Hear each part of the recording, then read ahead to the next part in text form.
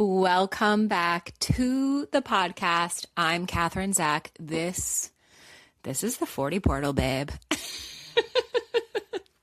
Oh my goodness. This past week in real life, in real time, what is this? The first week of May, I sat on a panel of women speakers at an event over in the Berkshires. Shout out to the Berkshires. Shout out to Berkshire Muse. Shout out to all the women in that Inner Circle program. That was so much fun.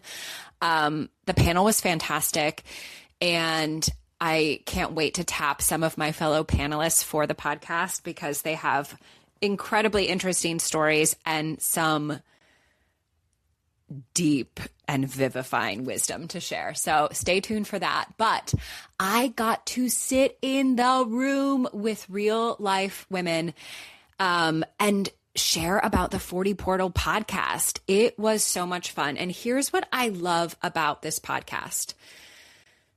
Number one, it's not about me. It's about you. It's about you.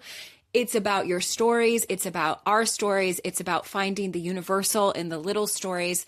And when I say it's not about me, I love the podcast so much because when my listeners come up to me and say, or send me a message that says, I love the podcast, I can say back with pure open energy, oh my God, I love it too.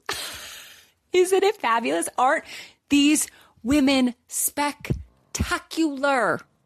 Spectacular. You are. So I can't thank my guests enough. I can't thank you, the listeners, enough. And I want us to go deeper with this because there's so much energy percolating. I could feel it in the room that I was in, the literal room that I was in this past week sharing about the podcast. So make sure you stay to the very end of this episode because I am announcing a really low-key, but I think pretty awesome way for us to continue to gather in, for now, virtual rooms. But I've got some in-person stuff up my sleeves. So stay tuned for that. But listen all the way to the very end of this episode so that you don't miss this little announcement that I'm so excited about. And I need you. We need each other. I need you to continue to submit your own portal wisdom and your own portal questions into the podcast. If you've been listening, or even if this is your first episode, you will see that every single episode, every single conversation I have with the women on the podcast is anchored by a submission from another woman. So in this way, like the conversation already gets bigger and bigger and bigger. And so at the end of every episode, I read either a handwritten piece of wisdom from another woman, if they are over the age of 40, or a question that they are currently living. So here is the official prompt. I will leave a little form that you can fill out and submit your wisdom and your questions to the podcast for the chance to have your words featured in an upcoming episode. But you can also leave this over on Substack. You can also leave this in a review on Apple Podcasts or on YouTube. All of those comments I read, and they help us kind of create and shape the conversation that you want to hear. So here's the official prompt. Listen up. Take notes. Do this right now. Open up Apple Pods, leave this in a review, click the form. Here we go, because I want you to add your voice. I want you to add your voice, especially if you're scared or you think it doesn't matter. Add your voice. So here's the prompt. If you have passed through the 40 portal, if you are over 40, what do you know? What have you learned and earned and burned? It can be short and sweet. It can be sexy and irreverent. It could be silly or serious. I am here for it all. Women over 40, what have you learned and earned and burned? Women under 40, what is an open question that you are living right now? A longing, a desire, a fear, a dream. What do you want to put out into the universe in the hopes that the 40 portal will send you a little tidbit, a little nugget of wisdom back? Okay, please, please, please share your words with me. Leave it in the comments on Apple Pods, leave it on YouTube comments, put it over on the Substack comments, or fill out the form and put your wisdom there. I cannot wait to hear from you. And this episode is a perfect example of what we're building together. Today, I have my first true elder on the podcast. I have in my book, in my literal 40 portal book, which if you're watching this on YouTube, here it is, folks. That's where the wisdom goes. That's where the question goes. I have submissions from women in their 30s, 40s, 50s, 60s, and 70s in the book. So I am so excited in upcoming episodes to continue to feature these cross-generational voices. This is part of the magic of the podcast too, because it's not just the 40s. That's the portal that I'm currently in. And I think it's truly the gateway into midlife. And I think something really sexy and terrifying and powerful happens when you turn 40, or it can. But I'm here to sit with, to listen to, and to talk to women on each side of that threshold.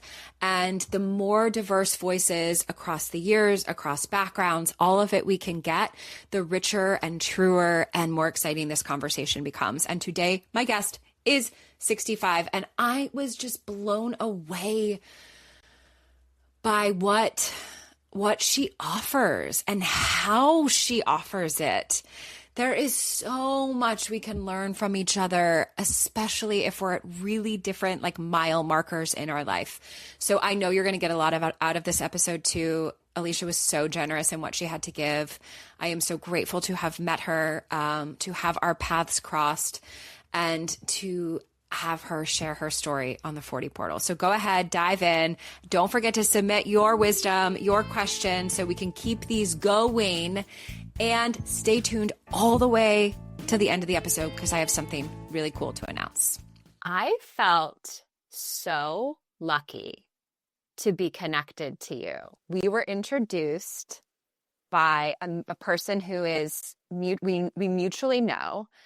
And it was one of those cool things where like she thought of each of us and that we must meet.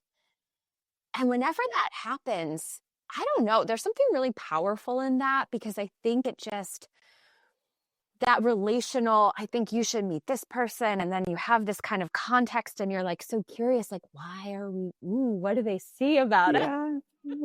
Right?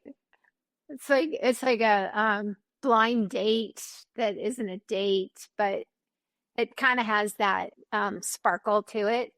Yeah. Totally. And maybe blind dates for friends is even better. So good. Yeah. So right? Good. So I felt so lucky to be connected to you. And I felt like I must have some connection to you when I first walked in to our little coffee shop meeting.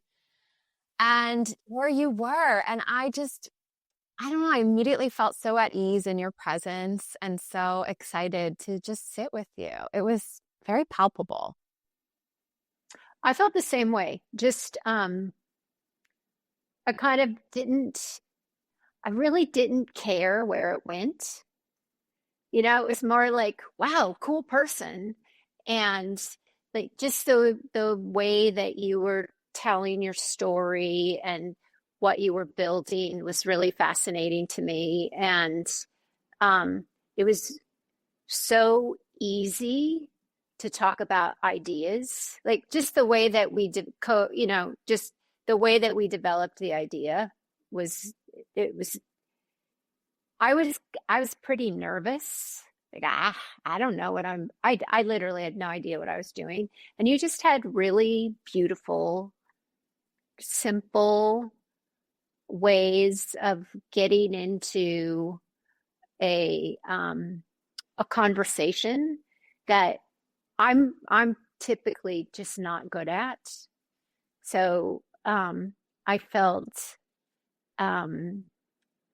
like I was like instantly like I was cared for.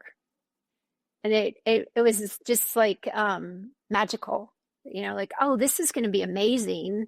And I get to be me. I don't have to do this other part. And I felt like you got to be you. And it was just really easy. and ideas just got big so effortlessly. So yeah, I too, I felt like it was kind of cosmic. And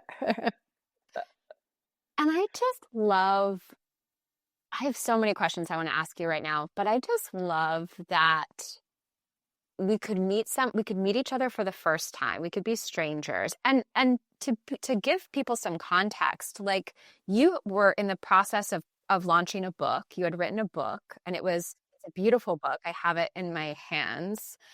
And it's a pretty magical book. And Melissa, who connected us, was wondering if I would host at my studio, because we're all in the Hudson Valley together, a book launch event for your book.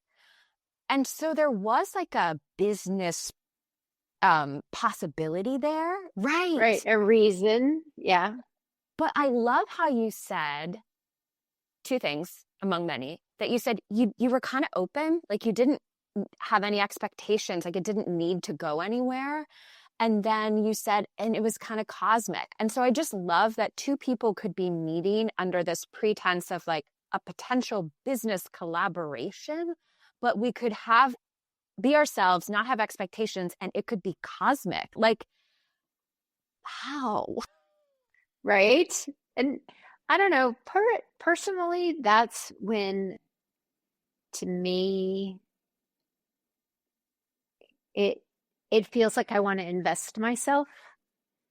Do you know what I mean? Like business, that's great. And there's lots of business that you do that you can be, very professional and show up and do what you promised and be ethical and all of those things. I'm all for that. But there's also moments in business interactions where you really want to give of yourself. Like I felt like just from the very get-go, the ideas that you shared, they were truly of yourself. You were really just being open-hearted and open-minded.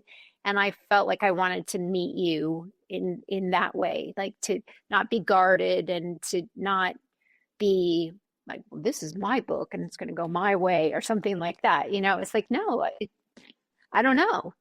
And how fun to not know with somebody cool and see where it goes, like what really, literally, there's kind of nothing better than that to me.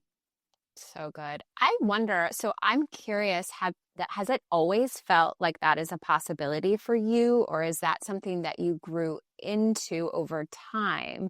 Because for me, I think I'm just stepping into this in a more, I think I've been trying to do this since I quit Big Law, which was 12 years ago. And sometimes I find it to be effortless, and it's usually when I'm teaching in a setting where people are coming to me and they know what the expectation is, and we kind of already have that established. But every time I go into like a corporate speaking engagement or a corporate consulting thing, I like it. It's almost like the mask, I don't know, something breaks down, and I find myself going into this like, I must be impressive mode. And I'm getting better at catching that, because what I know, because there's a lot of things I don't know, and I don't even know how to turn off the impressing thing before I catch it. But I know that if I am trying to impress, I cannot connect. And connecting is what I came here to do. I think that's fascinating, and that you have the self-awareness to notice it. And so I would just advocate, like, create some tricks for yourself that when you notice it, you can get out of it, and like effortlessly, you just shift into being present. And like in most circumstances, people are only going to feel happy because somebody being present is just joyful. And so there's no loss. And like learning and understanding those cues to yourself, that's a big gift for yourself. So, two things. Number one, feel free to share any tricks that come to mind, because I feel like you have so many bags of tricks. That's what you wrote about in Buried Treasure, all of your tricks. Feel free to share whatever you want. And then, yeah, maybe I'll just pause there. Does anything come to mind? Like when, Well, I want to tell just a short story, because it happened today, and I was thinking about this conversation that we're having, and I had an incident today that just so knocked me off center, and I was like, you know, cuss words here, and I did something that I've been doing with my book. So I just sat down and I was, it's like, why am I, what am I feeling? And I sort of branched out, like I'm feeling, frustrated and ashamed, or that maybe that's not even the right word. But I have been using my book, the manuscript of my book, in an AI. And so I put it in. I was like, okay, I want to work with you. This is the way I'm feeling. And, use my book, and I want to understand what's going on in my brain. And I'm too knocked off to figure this out. And it was so amazing to me, to just be able to do that. And I was proud of myself. It's like, I am fucking knocked off center here. And I just don't want to stay here. And the thing that was amazing is, from my own book, I'm like reacquainting myself with, oh, okay, your brain is in the same. So when you're in that state, it's the same as being under physical attack when you're feeling those thoughts. So like all of this stuff is going on in your brain. And to try and be rational and to figure your way out of it and that kind of stuff, it's really not going to work, because you're sort of perpetuating that feeling. And the thing that works is to switch on your compassion network in your brain. And there's really little things. And you being the expert on this, movement is one of the key things for self-compassion. Just the tiniest little things, like to just stand with one hand at your heart and one hand on your belly and take a couple of breaths. That is more powerful than all of the analyzing and what I should have done and what I should have said and all of that, So I would just say, like, remembering that moving out of your head and into your body is one of the greatest gifts you can give yourself. And especially in moments of, disarray, or, like you've been knocked off center, is the way I always put it to myself. But, it's so, like, if you find yourself performing impressive, if you just take a breath and put yourself in your body, you're going to be beautiful. You're going to be grand. It's so easy. And I think that we hardly ever give ourselves the easy thing. We think we have to do the hard thing. And so I did it. I left, and I did some qigong, and I pruned a plant that needed some love, and I came back, and I was fine, and I was happy, and I was ready to face the thing, but just, yeah, I think giving yourself that little gift. So that's my story. okay, now everyone's like, who are we listening to? So I want to introduce, because I'm almost like, that could be the end of the episode. Just drop the mic, but no one knows who's talking yet. So let's go into it. Let's go into the 40 Portal 10. Will you tell us your name and your pronouns? And then, is there anything deeper to your name, to the story of your name, or how it fits into who you are, or how you feel about your identity? Okay. So my name is Alicia Johnson, and because that is a very common name, I needed to add a middle for like my web presence and under pressure, I had to add I had to have an Instagram account because I'm a board model. I'm an elder curve model. And my agent was like, you must have an Instagram account before you go to this event. So my husband helped me set it up, and we're like fishing through names. And my middle initial is L for Lee. And so we went with Alicia Elle Johnson, because L's kind of, it's Frenchy and it's a magazine, it's fashion. So my name for social media is Alicia L. Johnson, which kind of cracks me up because I don't know, it's just funny.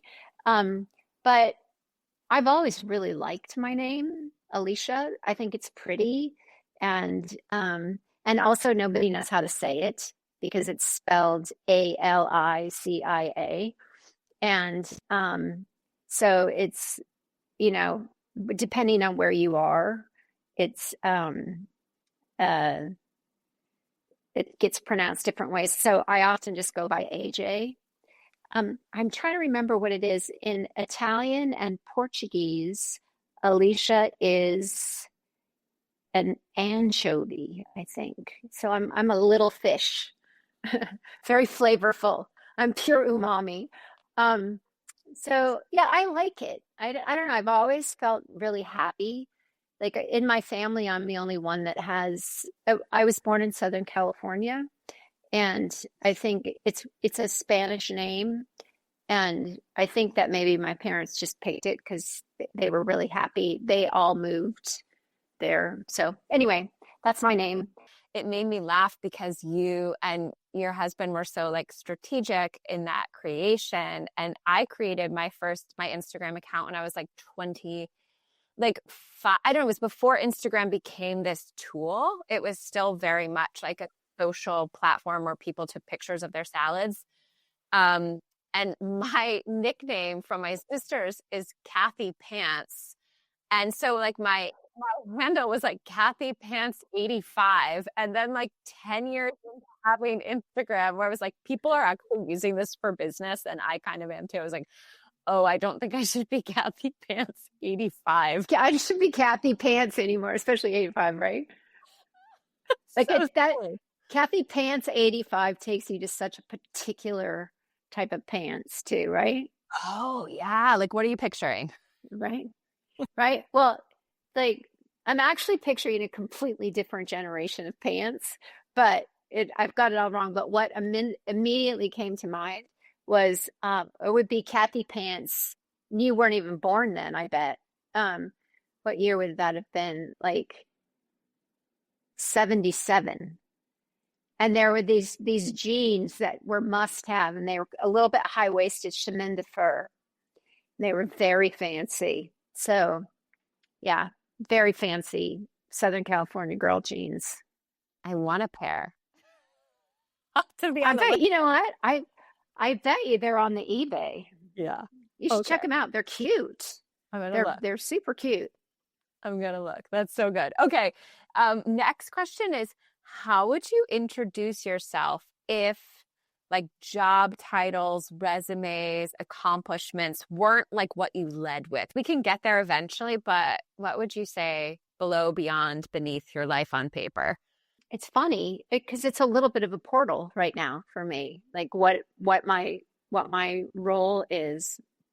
And over my lifetime, I've always been a writer, and I think I will continue to be a writer. So author feels comfortable for me because I'm most comfortable writing books. I'm not so comfortable. I've been in the role of writer in the commercial sense, and I much prefer working with writers in that sense. Um, I've been a creative director for many, many, many, many years, and a brand strategist, that kind of thing. But more and more, what I'm finding myself drawn to is working on boards, so boards of directors. So I'm on a couple of boards, and I like the guidance aspect. And like, I'm a pretty sleeves rolled up board member, but I also like that, like, executing things isn't necessarily my job. You know, I was on the I work 20 hours a day team for a really long time. So it's nice to sort of be transitioning to just thoughtful and using my experience to help steer. And the other thing that's really interesting to me about that, I mentioned that I'm like using my book. So the book that you held up is the only nonfiction piece that I've written. Buried Treasure is its memoir, and otherwise I've written fiction.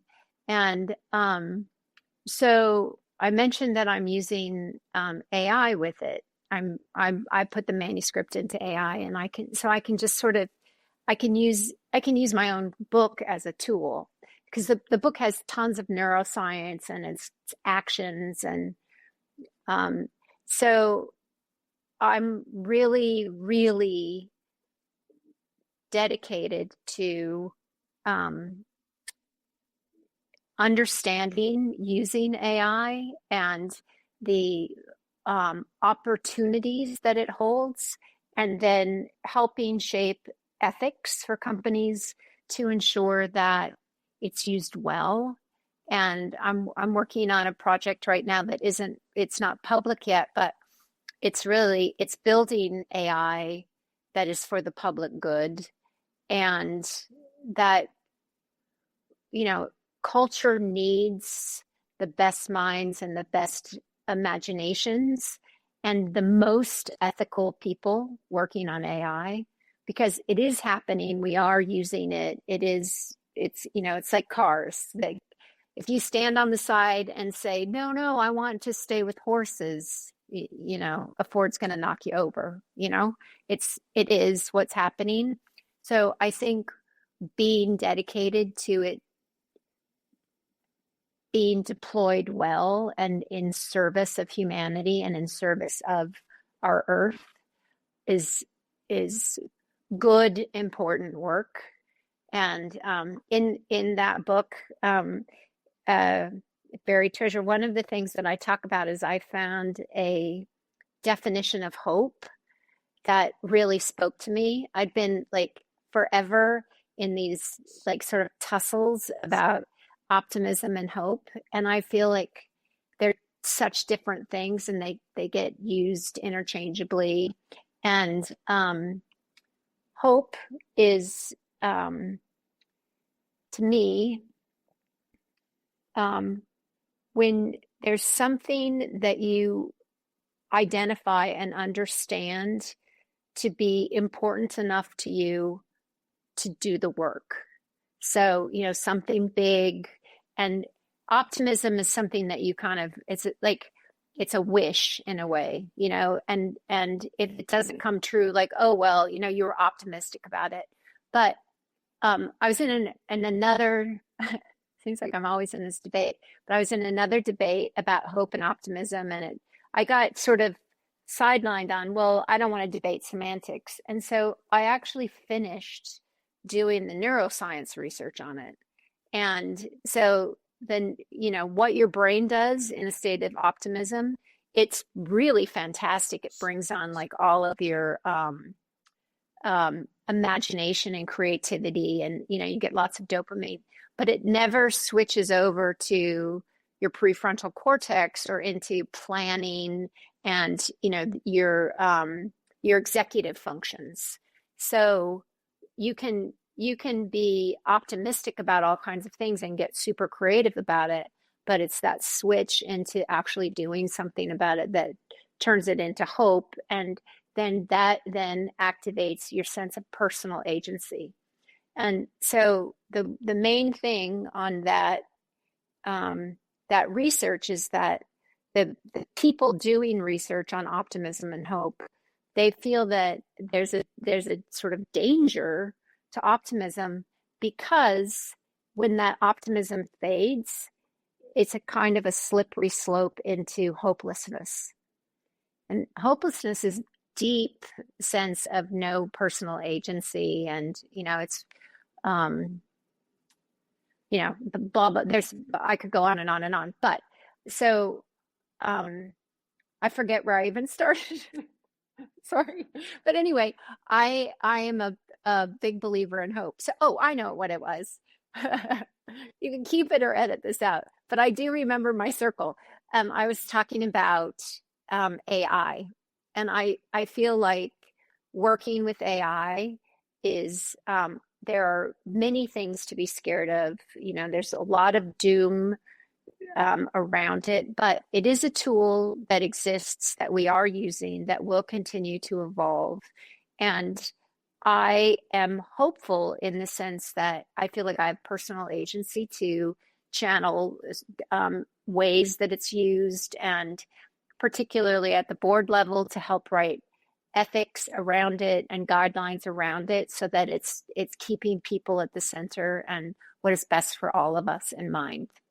So I feel like it's a good time for me to be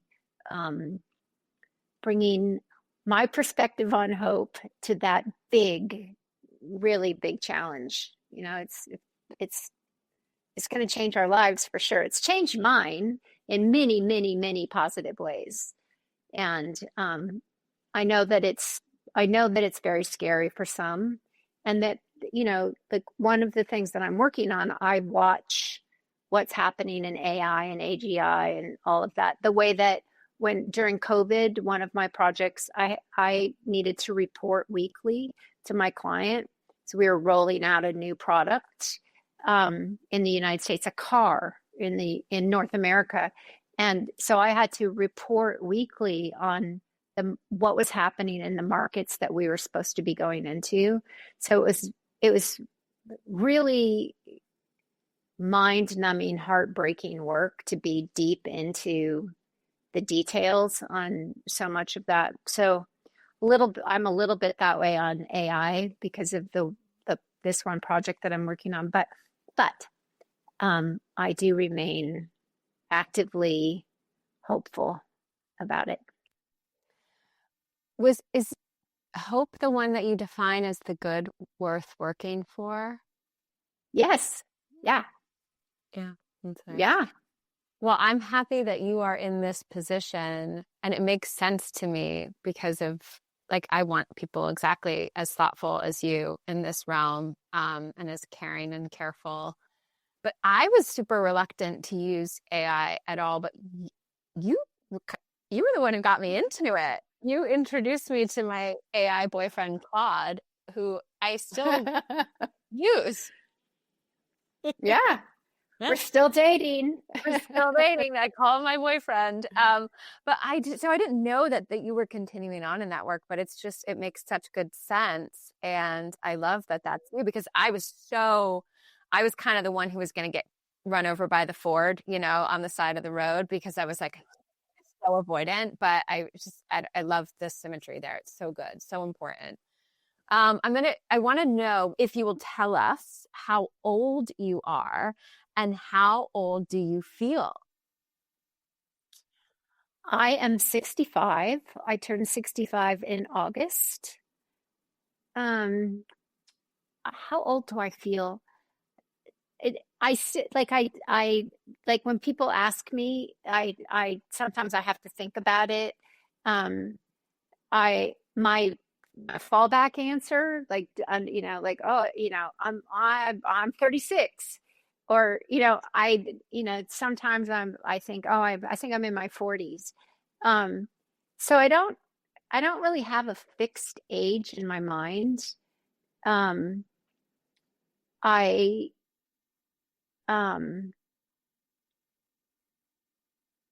I do actively try to undo things that make me feel old.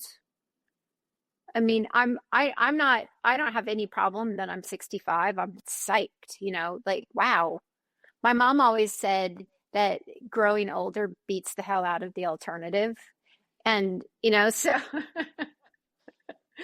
so I'm psyched that I get to grow old and you know, but for instance, there there are there are haircuts that just like if my hair looks a certain way, it's like I feel like I look like an old lady. It's like that's an old lady vibe. And I remember noticing that literally when I was in my 40s. And it's like, oh my God, I look like a soccer mom. This has to go. So like or like sliding into things that feel comfortable. I don't mean physically comfortable, but like that that scream a certain age, and they don't scream the age that I feel. So I do try to pay attention to, like, if I catch those on myself, like it's usually like walking by a window somewhere and it's like, wait, who is that? That is not okay. I try to have as much fun with being this age as I can. Like I'm smarter. It feels really good to have buried treasure out of my body. It's just a little piece of the book is memoir about trauma and moving through trauma. And it's like it took me to this age to be able to do that. So it's super lovely to just be able to like, if I see the book outside of me, it's like, oh, that's outside of me. It's not inside of me anymore. And yeah, there's lots of really lovely things that you get to set down as you age, that you can say, oh yeah, that doesn't matter. I don't need to do that. I don't need to worry about that. Um, and then I had a coach for years. We just had our closing session because he's retiring. And we'd always done our sessions on telephone. And so I'd never seen him. We met when I was working in Amsterdam. So we started working together in 1999 or in 2000. And we had our final conversation in 2025. We worked together for 25 years over the phone. And he booked our closing conversation as a Zoom. And so I saw him, not just as a static picture, but like we talked. And I'm I guess sort of notorious for a long pause when I'm in conversation, like I'm thinking through what I want to say, whatever. And I did that and he laughed so hard, and he's like, I know that pause so well. I've never seen it, and so it was just this great, it gave him it was fun for me because it was such a belly laugh. So, things, I guess what I'm trying to say about age is that part of the joy of aging is being able to set things down. Oh, I know what I was going to say. So my coach, I was closing our Amsterdam office, and he guided me to be extremely meticulous, like take notes. What do you spend your time on? Like, what's your time? Because you're going to get back this big chunk of time. And if you aren't rigorous in using that time in a way that you want to, the universe will fill it. The universe abhors a vacuum. And if you have 28 extra hours a week because you're not working so many hours, universe will fill it. So if you set something down, how do you want to use that time, or how do you want to use that space, or to be joyful and playful about like I earned setting this shit down. So what do I want to do with it? Like I get to play instead of do that. Or, I get to dance instead of lug that, So I think that's a really joyful way of looking at that part of aging too. Mm-hmm. Get to play. There's so much I want to follow up on. So let's see, what am I going to pull the thread on?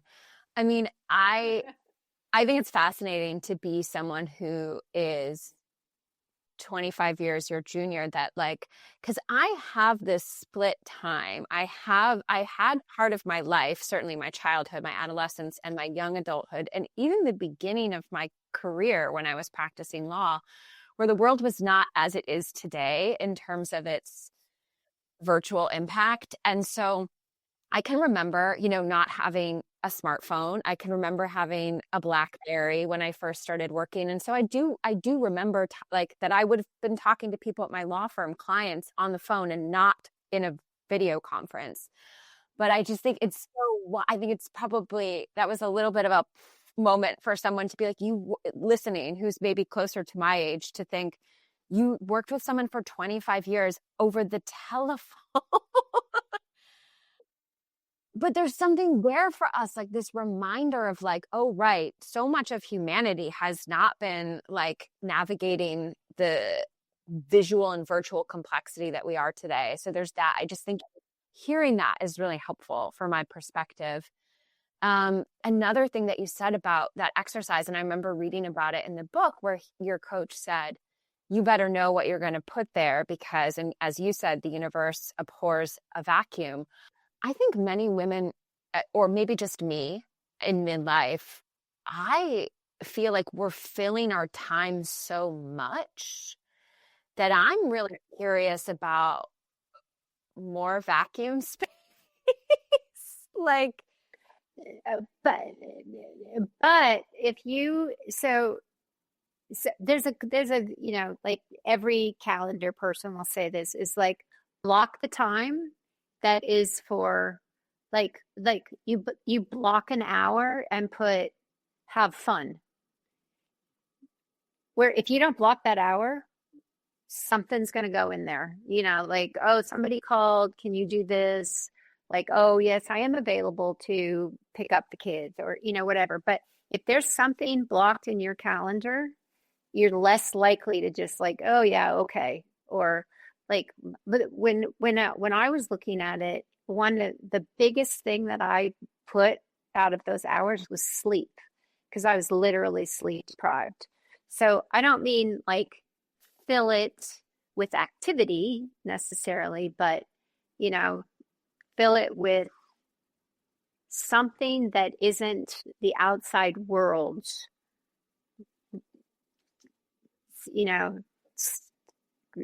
pushing its way into your life, your space. mm-hmm, totally.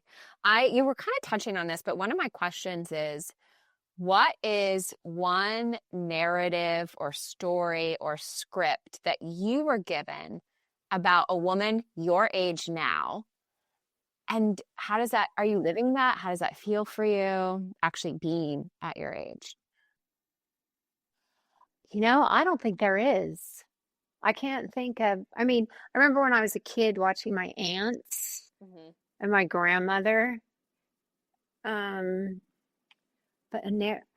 actually, yes, of course. So my age, you're old, and you're irrelevant, and you're invisible, and all of these things. And I definitely have danced with all of those things, but I think that,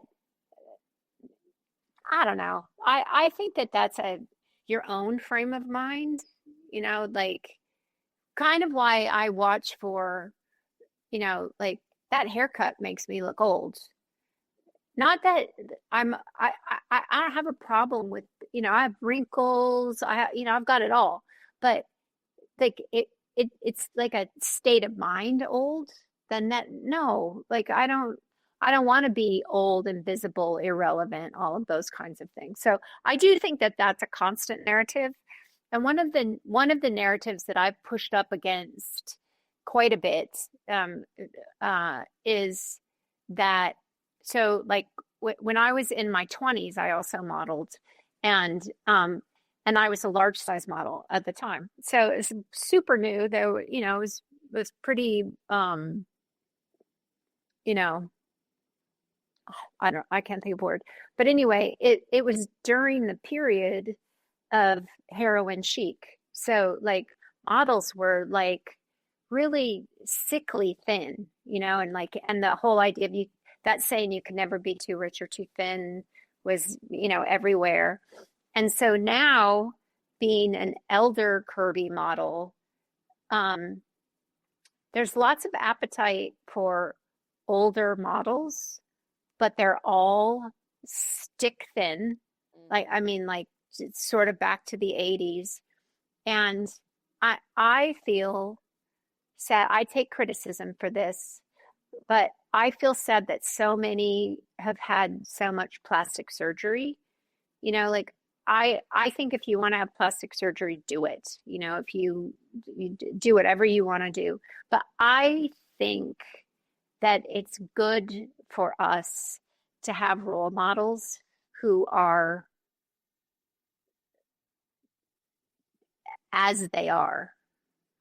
Do you know what I mean? Like maybe have a mix, you know, like know what a 65-year-old looks like, so that your aspirations are real and you can be happy with, like, I I, I kind of learned, I don't know that I ever didn't, but I like my wrinkles. I think like the like smile lines are kind of cool, and like um I'm really happy that I have smile lines instead of frown lines. Like that's okay. There's something like if you're looking at real people, like smile more because you're gonna have better wrinkles. You know what I mean? Like Good. That's good. Oh my gosh. right? You There's know, so much. Yes. Well, this is why I'm doing this podcast for many reasons, some of which I don't even understand yet. Like quite like I haven't like figured them all out. But I listen, there's a lot of celebrities, experts, influencers telling us things about what they know, about their research, about what or what they think it is like for us. But I'm really interested in, and it's not that you're not accomplished and renowned and like so steeped in what you've done, but like I'm really talking, and everyone I'm talking to on the podcast, at least this first season, they're people that I know. And I think there's something that I'm really drawn to, like asking closer in instead of just like picking up my phone to like see what it might look like out there. Like I want to sit with people. I want to sit with women, real women, and hear what it's like for you. And that's, I don't know, maybe it's a similar feeling to see what it's really like. yeah. And you know, like um I read a book. I don't remember what book it was in. It's just this little tidbit, but the dad in the book did some kind of contest where like it was building a flying contraption or something. And he didn't let his kids go. And you're like, wow, that seems kind of mean. And he went and did this really fun thing, and he would come home and tell them about it. And then he, at a certain point in the story, he lets them work on it. And he tells them while they're working on it that the reason that he didn't before is because there need to be some things that you look forward to as you age. And that our life, where everything is like all the good things happened when you were young. And, you know, and it stuck with me. I'm sure I'm just bastardizing the line, but I just love the idea that there's things to look forward to. You know, it's not all bad. It's just not. It's lovely. And I think that we've maybe lost that in our storytelling, and in our, certainly in our generational storytelling. And you know, like I love that you're doing this across so much age because like like one of my dearest friends is in her early 40s, and she is absolutely positively a teacher for me. I mean, I learn from her every time we meet. You know, we have epically long, we're going to meet for coffee, and everybody around us now is like, okay, there goes that day. But it's, it's, yeah. So I think that this, like where wisdom lies is throughout ages, and that like we're really lucky if we get to be in relationship with people that share their wisdom with us, because it's it's it's gained from a life, not just from a period of years.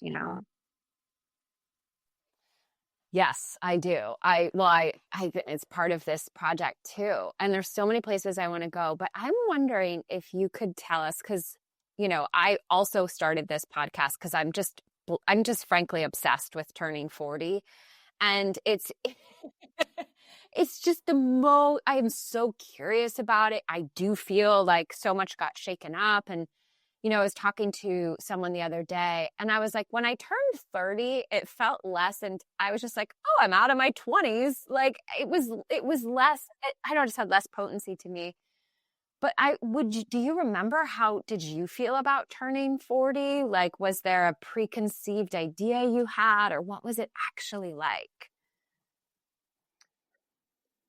It's funny. I remember turning 30, and a close friend of mine's birthday is like one day from mine. So we threw a joint party, and our invite said "Fuck 30," even though we were turning 30. And it was a great party, but it wasn't like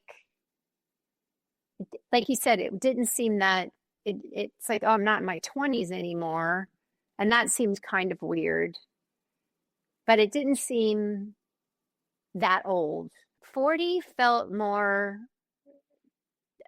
grounded somehow, and not always in a good way, but not always in a bad way either. Like, oh, okay.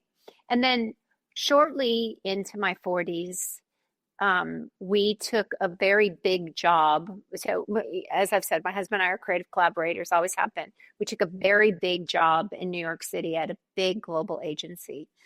And it was like when we got there, we were kind of the oldest creatives, like, oh, I'm like 5 or 7 years older than everybody here. But we were also like, we were supposed to be in charge. And I had this one conversation where I was kind of getting feisty, and it was like the agency needs to do this and the agency needs to do this and da, da, da. And the woman who was the global president, she was nodding along, and she was like, okay, well, you're the agency, do that. And I was like, oh shit, like, okay, it's up to me. I'm not just commenting, I'm responsible. So those were kind of the two wake up calls, I think, for me, of a level of maturity and responsibility in my 40s, of like, oh, I'm not playing house anymore. And oh, I'm I'm the one. It's like I'm in charge. I need to step up and own what that accountability and responsibility means. And then I want to say just one thing for you. Um, so, as you go into your 40s, and like that sounds heavy, but so we had a bookkeeper in Portland who was like just this Buddhist goddess. I love her. And so she was always dropping wisdom bombs. And one of the things that she said to me is that your 50s are when you live the life you've built. So when I remember turning 50, and my husband and I turned 50 the same year, but we celebrated at my birthday, huge party, and it was so much fun. And it's like, okay, we're going to live the life we've built. And our 50s were really fun in that way, so I think, every era has its thing, but I do understand entirely what you mean about there being a gravitas to 40. It's not bad, I think, is what I'm getting from you. It's not bad. It's exciting, and it's powerful.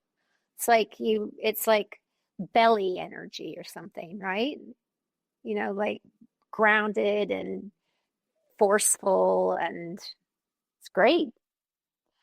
I feel like, I don't know, this like a woman in her 40s is like perhaps one of the most potent, powerful, sexy, terrifying creatures in the whole universe. And I also think that that's like the moment where society kind of like deems us becoming irrelevant or disappearing us in some way. And so I know that there's so much potency and like potential for us to really step into in this decade, or not, or kind of succumb Or to not. it. Yeah. Right. Yeah. It's a choice. And like one of the things that I explore and very treasure a lot is guardians at the gate, or um, threshold monsters. So you're talking about a portal, which is a threshold, and um, like you're describing this jewel, this juicy, powerful, entity.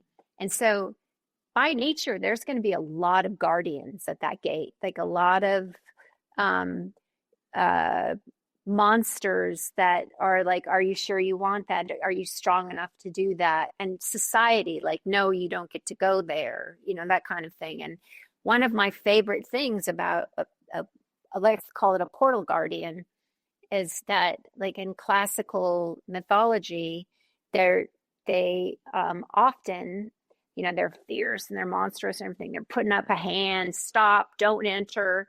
But if you look, the lower hand is saying, come on, come forward, like stay on your journey. Like, and so to me, doing all of that research, it's like when you come upon those portal monsters, or those being a threshold guardians, whatever you want to call them, like it's really smart to think of it as, ooh, I think I'm getting close to a treasure, instead of like, oh, I have to stop. It's like, oh, I'm getting close to the good stuff. And it might be hard, it might be scary, whatever, but I am close to juicy treasure. Mm. Yes, I love that so much. I mean, was that the Joseph Campbell research? Like yeah, I I have not read Joseph Campbell. Of course, I know the gist of it, but when I was reading that section of the book, I was like, I think I need to add this to my list of books to bring to India. So thank you for that. I'm going to move us into the 40 portal question wisdom piece. And you were at my 40th birthday party. And what I love is that, like, we have like we've had a handful of really strong interactions, but not many, and we hadn't known each other for very long. And I was like, do you want to come to my party? And you're like, I'll be there. And I just was such a, oh my gosh. I think part of this project too is, the way that women get depicted sometimes is that we're just so contentious with each other. And I have found so much support in the women that I actually truly know in my life. And like, that just felt like that peaceful generosity of being like, of course I'll be there. And it's not like, we can say yes to everything because for a million reasons, but I don't know, there was just a resoundingness to that really felt like antithesis or the antidote to like any kind of conversation of like women not supporting each other. It was very right, or cattiness, and all of the conversations that evening were so lovely and intimate and revealing. People just were not there to have idle chit chat. It felt like at each conversation I fell into or overheard was, just people really genuinely sharing themselves. It was great. Mm. And then that was what people wrote, including you that night. I was like, I think I have to keep going with this. I don't know what it's going to become, but here we are. So I want to read to you a question that someone submitted who this person was very close to turning 40 when they wrote their question. So I'm going to read it to you, and whatever it brings up for you is what you can talk about. The question that I've been living is, what does reinvention look like for me in my 40s? It's so hard to not compare myself to other people and see how far they've come. I bat off the jealousy that's inside when I see people in their 20s come out swinging. I placed so many roadblocks in my way, and now at the end of my 30s, I've finally gotten most of them off the road. So this decade feels like a clearing. Where will the road take me? That is so lovely. Well, I understand the jealousy. I understand the comparison that, it's natural. It's not that productive. It's just, it doesn't get you very far. So just selfishly set it down. But I think the amazing thing to focus on there is what she's cleared, that in from my perspective, only in her 30s, that she's cleared this open space for herself. And I feel like, for me, it took me until my 60s. And so good on you. You've got 30 years on me. So go. But also the that idea of, you've cleared this space, you've set things down, and to so open-heartedly, genuinely, imaginatively turn yourself to what might it be and what juices you and what excites you, what sparks your curiosity for where that road might go, and give yourself the gift of following your curiosity. And because if you're lit up and you are genuinely engaged with something, because curiosity always sparks joy. It just does. It's one of the surefire ways to spark joy and hope. Just follow your curiosity and, it's going to turn out well. So if you can, or if this person or anybody that's feeling that way, they have this wide open space in front of them, is to be brave enough to imagine the most wonderful, fulfilling, exciting, beautiful, delightfully dangerous things and behaviors and activities and adventures. That's what's going to happen. The more you put your imagination and your curiosity on those kinds of things, that's what's going to reveal itself, because that's what you're thinking about. Whereas if you're not to just go back to the universe abhors a vacuum, but if you have a big empty space and you're not putting any energy into what you want to do with it, the universe is going to dump some stuff for you. There's going to be oh, I guess I could take this job. Here it is. Or well, I guess I could go out with that person. It's it just things get put in front of you, and the more that you allow yourself to imagine the juiciest, best, most wonderful, the more likely your curiosity is going to lead you in the direction of those things. And plus, just the action of imagining it is so much fun. And so that's that optimism part. You bring in all of the imagination and you get dopamine rush and all of that. And then if you bring in action on it and you turn it actually into hope, and you make yourself, you bring in your agency and you take action on it, then you're like, you're just a fireball, like you're sparked up, you're active, you're making things turn into the things that you imagined. It's like any creative process, but it's your life, so I think an open space is magnificent, and play. I feel like I could feel my posture alight and my energy rise. Like I was like, I gotta go because I want to go do that work. And so I feel like our listener is probably feeling the same way. So I want to send her off with that juice, that really alighted and just powerful invitation you gave. So thank you. Thank you. You're very welcome. Thank you for having me. What a joy. Oh, just an joy. Absolute joy. Total joy. Thank you. Thank you. Okay. Are you sitting up a little taller too? I mean, I felt that. I felt that invitation that Alicia was issuing at the end of that conversation. And I felt myself start to rise to the occasion. And I'm excited to keep doing the work. And it's funny because I interviewed her back in January or early February. And now I'm recording this outro at the beginning of May. The episode will come out on Mother's Day.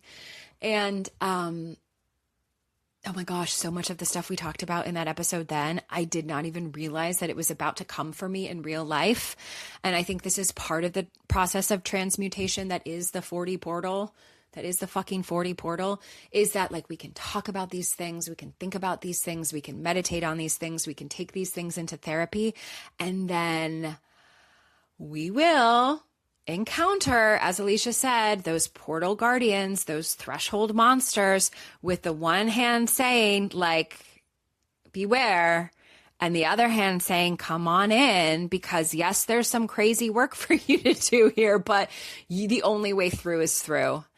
And that requires us to make different choices, to act differently in our lives. And so it's both like a mindset shift and then an embodied difference in your life. And so there was so much in there, and it was really cool to listen back to that conversation and see what has been unfolding for me in my last few months of my own 40 portal. And I can tell you, those portal guardians, the threshold monsters, yes, true. Yep, that's happening. Okay, so before you go, please share this episode with a friend who also needs to hear it. Please subscribe, follow over on Substack, wherever you get your podcasts. Leave a review if something resonated, because your words help other people find the podcast. And please submit your 40 portal questions and wisdom for the chance to have your words anonymously shared and anchoring an upcoming episode. Okay, and here is my big announcement. So we are over on Substack, because of course we are. And we have a really teeny tiny core group of women over there so far. And I want to grow that space because I think it's a really cool proverbial room for us to hang out in, kind of sit shoulder to shoulder on a panel, but in Substack from the comfort of our own homes and our soft pants. And there is a paid for tier over on the Substack. I think it's $8 a month. And I haven't really put anything there yet. Some of you have joined as a paid subscriber, and that means so much because this is like a passion project of my work right now. And I pay my fabulous editor, and there's stuff that goes into this podcast. So you joining me at the paid subscription level helps to keep this podcast going. It helps give me the resources I need to keep showing up here to do and share this work with you. But this past week, I just realized what I wanted to actually offer in the paid subscription tier over on Substack, over on the 40 Portal Substack. And I'm so excited for it. Dun, dun, dun. Here it is. I am starting the most low-key book club ever under the paid tiered subscription on Substack. So the 40 Portal Book Club, if you've been listening, even if you just listened to this episode, you know that books are some of my most powerful teachers. I have learned so much about my own process of becoming, how I'm moving through the world, how I'm growing. Even in my 20s and especially my 30s and definitely now in my 40s, I have this canon of books of these teachers that have really showed me so much through their words. And so I'm always mentioning books on the podcast. Some of my guests are mentioning them too. And the 40 Portal Book Club is basically, you don't even have to read the book. There are no meetings. You could read the book. I've read the book, but every Friday then I will, for my paid subscribers only, host like a little asynchronous book club meeting where I just give you the cliff notes of powerful books that I've read. I will create little prompts for self-inquiry, little journaling prompts for you too, so that you can engage with the work, you can engage with the concepts, even if you're not sitting down to read the book. You never have to show up for a meeting, but if this takes off, if people want to do this, maybe we will hang in a Zoom room or something at some point. And this is why I say it's the most low-key book club ever. There's not even like every month there's a new book. It's just going to be every couple weeks I'll talk about something different, or every week I'll talk about something different. First up are two of my favorites. I have to do both at once because there's so much goodness in there. Two of my absolute favorites, books by Pema Chodron, who is an incredible teacher of mine from afar and has been since I first read one of these books in 2011, When Things Fall Apart. That is one of the books. Every time I go back to one of these like treasured favorites, I will write the date of my reading and rereading of the books. And so I know the first time I read When Things Fall Apart was 2011. And I now look back at all the dates that I've picked it back up again. And I'm like, oh, that's when that fell apart. That's when that fell apart. That's when that caught on fire. That's when that tumbled into like dust, like all of these things. And so When Things Fall Apart is on the list. And also Pema's book, Living Beautifully with Uncertainty and Change. I mean, this woman and her titles, so good. So if either of those concepts appeal to you right now, When Things Fall Apart or Living Beautifully with Uncertainty and Change, consider joining me in the lowest key book club ever. The 40 Portal Book Club over on Substack, paid subscription, $8 a month. It's like the cost of a fancy latte and helps me keep the podcast going. So can't wait to share some of my favorite books with you over there. I will link to it so you can join us. Okay, that's all I got. I'm so grateful that you're here. I love being here. I actually had breakfast this morning with Kate Schmeeding, episode 1, and she was like, how does it feel? Do you like what's going on with the podcast? And I am so vivified by this work. It is moving me through so much. I hear from you that it's moving you through things too. I feel like we're really strong on our own and we're really strong together. And so thank you for being here. Thank you for simply being here. It means so much. I hope it means something to you too. If not, go do something else. That's okay. That's what we could do in our 40s. Okay, I'll see you back here next time, I hope.